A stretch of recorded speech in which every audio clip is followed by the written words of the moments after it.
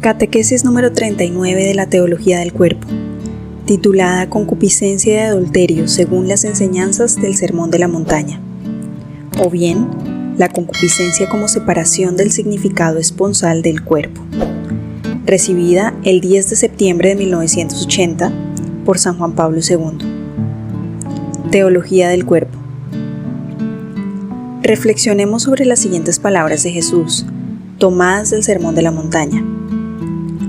Todo el que mira a una mujer deseándola, ya adultera con ella en su corazón. Ya la ha hecho adúltera en su corazón. Mateo 5:28. Cristo pronuncia esta frase ante los oyentes, que basándose en los libros del Antiguo Testamento estaban preparados, en cierto sentido, para comprender el significado de la mirada que nace de la concupiscencia. Ya anteriormente, hicimos referencia a los textos tomados de los llamados libros sapienciales. He aquí, por ejemplo, otro pasaje, en el que el autor bíblico analiza el estado de ánimo del hombre dominado por la concupiscencia de la carne. Sirácidas 23, versículos del 17 al 22. Una pasión encendida como el fuego ardiente no cesará hasta que el fuego lo abrace. Para el lujurioso toda comida es dulce y no se calmará hasta que haya muerto. El hombre que peca contra su propio lecho dice en su corazón: ¿quién me ve? La oscuridad me rodea y los muros me cubren, nadie me ve. ¿Qué puedo temer? El Altísimo no se acordará de mis pecados. Lo que él teme son los ojos de los hombres, y no sabe que los ojos del Señor son 10,000 veces más luminosos que el sol, que observan todos los caminos de los hombres y penetran en los rincones más ocultos. Antes de ser creadas, todas las cosas le eran conocidas, y lo son asimismo una vez acabadas. Ese hombre será castigo en las plazas de la ciudad, será apresado donde menos lo esperaba. Así también la mujer que abandona a su marido y le da a un heredero nacido de un extraño. Sirácidas capítulo 23, versículos del 17 al 22. Y por supuesto no faltan descripciones análogas en la literatura mundial. San Juan Pablo II nos hace referencia, por ejemplo, en las Confesiones de San Agustín, que vale la pena leer en su libro sexto, en su capítulo 12, entre los numerales 21 y 22, también en el libro séptimo, capítulo 17, en el libro octavo, en su capítulo 11, o bien también en Dante, en su Divina Comedia, Infierno 5, numerales del 37 al 43, quien describe esta ruptura interior y la considera merecedora de pena.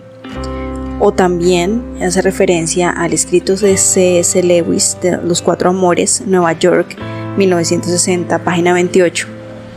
Tanto es así que ciertamente muchas de ellas se distinguen por una más penetrante perspicacia de análisis psicológico y por una sugestividad y fuerza expresiva más intensas. Sin embargo, la descripción bíblica del Sirácidas, que escuchamos anteriormente, del capítulo 23, versículo del 17 al 22, comprende algunos elementos que pueden ser considerados clásicos en el análisis de la concupiscencia carnal. Un elemento de este tipo es, por ejemplo, la comparación entre la concupiscencia de la carne y el fuego. Encendido en el hombre, invade los sentidos, excita el cuerpo, alcanza los sentimientos y en cierto sentido se posesiona del corazón. Esa pasión originada por la concupiscencia carnal ahoga en el corazón la voz más profunda de la conciencia, el sentido de responsabilidad ante Dios, y precisamente esto es puesto particularmente en evidencia en el texto bíblico ahora mismo citado. Por otra parte, persiste el pudor exterior respecto a los hombres, o más bien una apariencia de rubor, que se manifiesta como temor a las consecuencias antes que al mal en sí mismo. Sofocando la voz de la conciencia, la pasión lleva consigo la inquietud del cuerpo y de los sentidos. Es la inquietud del hombre exterior. Cuando el hombre interior ha sido reducido al silencio, la pasión, después de haber obtenido, por así decir, libertad de acción, se manifiesta como insistente tendencia a la satisfacción de los sentidos y del cuerpo. Esta satisfacción según el criterio del hombre dominado por la pasión, debería extinguir el fuego, pero al contrario, no alcanza las fuerzas de la paz interior y se limita a tocar el nivel más exterior del individuo humano. Y aquí, el autor bíblico constata justamente que el hombre, cuya voluntad está empañada en satisfacer los sentidos, no encuentra sosiego, ni se encuentra a sí mismo, sino al contrario, este hombre se consume. La pasión mira a la satisfacción, por esto embota la actividad reflexiva y desatiende la voz de la conciencia. Así, sin tener en sí principio alguno indestructible, se desgasta. Le resulta connatural el dinamismo del uso, que tiende a agotarse. Es verdad que, donde la pasión se inserte en el conjunto de las más profundas energías del espíritu, la pasión puede convertirse en fuerza creadora, pero en este caso debe sufrir una transformación radical. En cambio, si la pasión sofoca las fuerzas más profundas del corazón y de la conciencia, como sucede en el relato del Sirácida del capítulo 23, esta se consume, y de modo indirecto, en ella se consume el hombre, que se convierte en su presa. Cuando Cristo en el Sermón de la Montaña habla del hombre que desea, aquel hombre que mira con deseo, puede presumirse que también tiene a la vista aquellas imágenes notorias a sus oyentes a través de la tradición sapiencial. Sin embargo, simultáneamente se refiere a cada hombre que, en base a la propia experiencia interior, sabe lo que quiere decir desear. Este hombre que sabe que quiere decir mirar con deseo. El maestro no analiza esta experiencia ni la describe, como había hecho por ejemplo el Sirácida del capítulo 23, sino que más bien parece presuponer un conocimiento suficiente de este hecho interior, sobre el que llama la atención de sus oyentes, presentes y potenciales. ¿Es posible que alguno de ellos no sepa de lo que se trata? Si de verdad no supieran nada, el contenido de las palabras de Cristo no le afectaría, y ningún análisis o descripción sería capaz de explicárselo. Si en cambio sabe, en efecto se trata en este caso de una ciencia del todo interior, intrínseca al corazón y a la conciencia, entonces aquel oyente entenderá enseguida cuando las antedichas palabras se refieran a él. Cristo, por tanto, no describe ni analiza lo que constituye la experiencia del desear, la experiencia de la concupiscencia de la carne.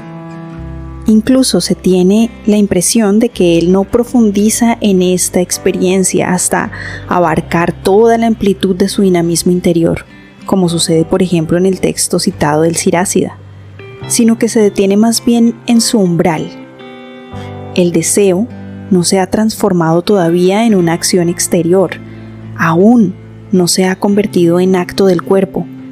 Es hasta ahora acto interior del corazón. Se expresa en la mirada, en el modo de mirar a la mujer. Sin embargo, ya deja entender, desvela su contenido y su calidad esenciales. Es necesario que hagamos ahora este análisis. La mirada expresa lo que hay en el corazón. La mirada expresa, se diría, al hombre entero. Si generalmente se considera que el hombre actúa conforme a lo que es, Cristo en este caso quiere poner en evidencia que el hombre mira conforme a lo que es. En cierto sentido, el hombre se revela al exterior y a los otros a través de la mirada. Sobre todo revela lo que percibe en el interior. Aquí San Juan Pablo II hace la referencia textual de un escrito de Adinolfi de 1973, en donde dice que el análisis filológico confirma el significado de la expresión ho blepon, que significa el mirante o aquel que mira, dicho en Mateo 5:28. Si blepo de Mateo 5:28 tiene el valor de percepción interna, equivale a pienso, detengo la atención, me ocupo. Más severa y más elevada resulta la enseñanza evangélica en cuanto a las relaciones interpersonales de los discípulos de Cristo. Según Jesús, no es necesaria ni siquiera una mirada lujuriosa para convertir en adúltero a una persona. Basta también un pensamiento del corazón. Cristo enseña, por tanto, a considerar la mirada casi como un umbral de la verdad interior. Ya en la mirada, en el modo en el que se mira, es posible identificar plenamente qué es la concupiscencia. Intentaremos explicarla. Desear, mirar con deseo, indica una experiencia del valor del cuerpo en el que su significado esponsal cesa de ser tal, precisamente a causa de la concupiscencia. Cesa igualmente su significado procreativo del que hemos hablado en nuestras consideraciones precedentes, el cual, en lo que se refiere a la unión conyugal del hombre y de la mujer, este significado procreativo está arraigado en el significado esponsal del cuerpo y de él emerge casi orgánicamente.